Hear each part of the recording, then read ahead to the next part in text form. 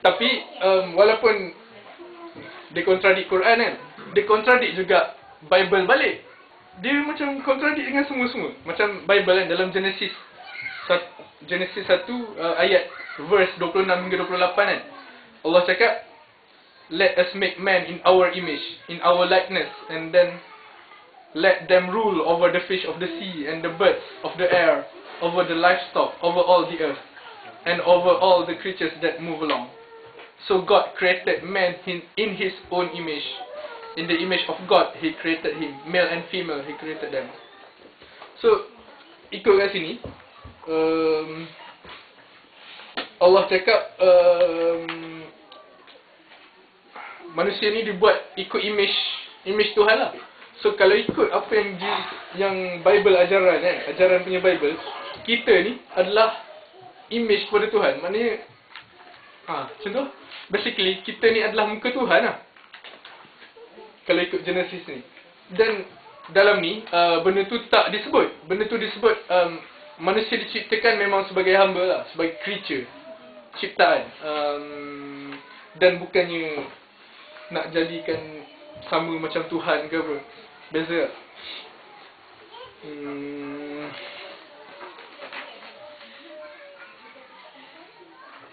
Saya rasa tu je kot apa yang saya dapat. Yang berterabur struktur dan tak banyak sangat. Okey. Saya buka untuk soalan lagi. Tak tahu ada soalan ke tak? Soalan lain, apa istimewanya untuk Barnabas selain daripada dakwaan kosong yang mengatakan dia sebagai sama ada gospel yang asal ataupun Injil yang asal ataupun Injil yang paling hampir kepada Al-Quran, sedangkan kedua-dua dakwaan itu tidak ada bukti yang konkret. Itulah. Ikut kata Maududi tu kan, buku ni dah memang ada sebelum kelahiran Islam. Jadi macam mana Islam nak tipu kalau tak apa faham tak? Tak nak cakap. Boleh ulang balik sana. Sekarang yang istimewa Injil ataupun Gospel Barnabas, Injil Barnabas ada dua je. Satu dakwaan yang mengatakan bahawa dia sebagai Injil tulen. Yang kedua dakwaan yang mengatakan bahawa dia Injil ataupun Gospel yang paling hampir dengan Quran. Sedangkan kedua-dua bentuk dakwaan ini sebenarnya tidak konkret. Itu hanya dakwaan kosong, dia tidak ada bukti pun. Kalau ditanya apa istimewanya, saya tak boleh nak cakap ada istimewa lah. Kecuali ajaran apa yang dicakap tu sama dengan apa yang Islam cakap. Macam apabila dia cerita pasal macam mana Jesus, kematian Jesus kan. Bukan kematian lah, apa yang berlaku masa Jesus naik kan. Memang sebiji dengan apa yang Islam ajar lah. Jesus naik ke atas langit dan bukan disalib. Dan pembelot tu, Judas Iscariot tu, Yahuda tu, disalib atas nama Jesus, disamakan dengan muka Jesus dan disalib. So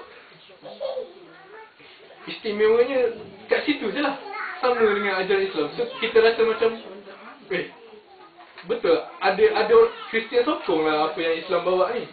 Tapi bila kita baca semua, banyak juga kontradik Quran. Dan bila kat situ macam kita tak boleh nak ambil juga lah. Tapi saya melihat kontradiksi tu dari segi sudut lain lah. Sebab bila kita baca sejarah Kristianiti kan, Barnabas ni, dia antara orang yang tak terima. Dia ada 12 apostle kan. Kita ada James paling famous lah. James, kita ada Paul. Bukan Paul yang tulis Bible tu tau, Paul lain. Paul, James, Barnabas dengan John. Bukan John yang tulis Bible tu, John lain. So ada 4 yang agak famous. Barnabas ni, seorang ni je yang terima. Empat-empat ni, kawan-kawan dia lain semua tolak Paul yang nak datang daripada, ada satu Paul datang daripada Syria tau. Saul. Yang jadi Paul tu lah. Nama asal tu, nama asal dia Saul. Hmm.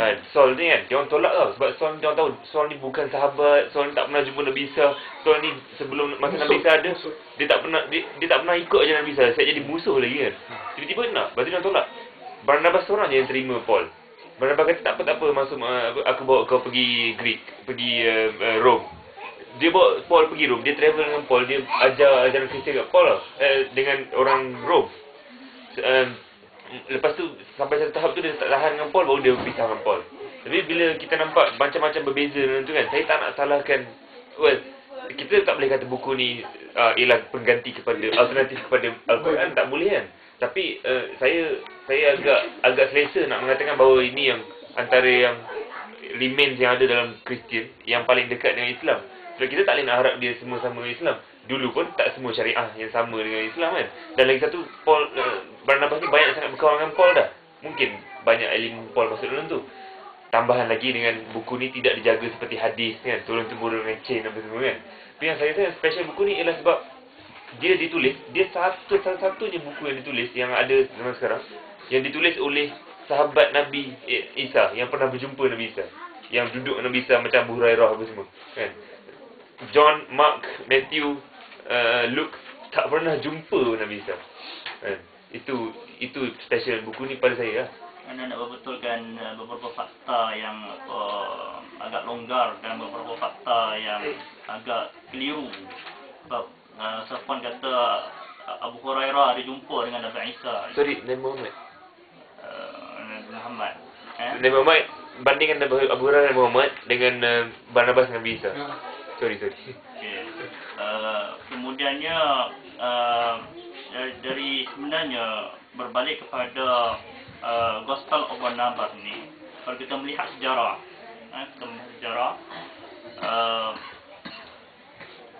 hatta Imam At-Tabari rahimahullah ataupun Ibnu Jarir At-Tabari dalam kitab yang masyhurnya iaitu Tarikh At-Tabari ataupun Tarikh Al-Umamul Muluk juga menceritakan secara panjang lebar bahawasanya Injil yang terdapat pada zaman Nabi Isa AS ataupun dipanggil Jesus Christ bukanlah dipanggil Gospel of Barnabas, yang mana ketika Injil yang sebenar-benar diturunkan oleh Nabi Isa AS, iaitu dia adanya dipanggil Injil Luka, Injil Yuhanna dan juga Injil Barnabas.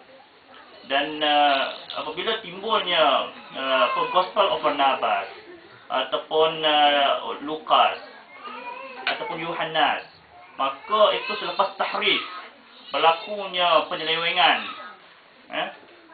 daripada golongan-golongan dipanggil Nasara ataupun Nasrani, yang mana Nabi Isa AS pun pernah berkata Al-Hawariyuna nahnu ansarullah, nahnu ansarullah, yang mana perkataan ansarullah itu dikata kami nahnu ansarullah, iaitu kami merupakan bengkok-bengkok kepada Allah Subhanahu wa taala. Jadi perkataan ansarullah itu diambil bagi meletakkan nama Nasrani, iaitu Nasara.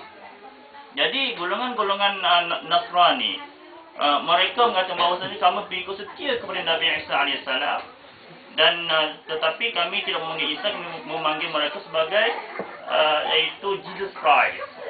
Dan Jesus Christ ini dia dalam Gospel of Barnabas ditulis iaitu Al-Masih ataupun Masaya, yang mana dalam Al-Quran iaitu Al-Masih Isa bin Maryam, yang mana Al-Masih Isa bin Maryam ini merupakan seorang penyelamat yang akan diturunkan oleh Allah Azza wa Jalla ketika mana akan berlakunya hari kiamat.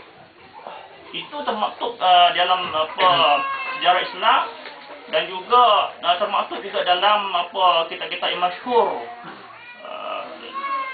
Kalau boleh juga rujuk kepada Sirah Ibn Hisham, Sirah Ibn Ishaq untuk rujukan lebih dalam. Kemudiannya hatta sejarah Barat juga mengakui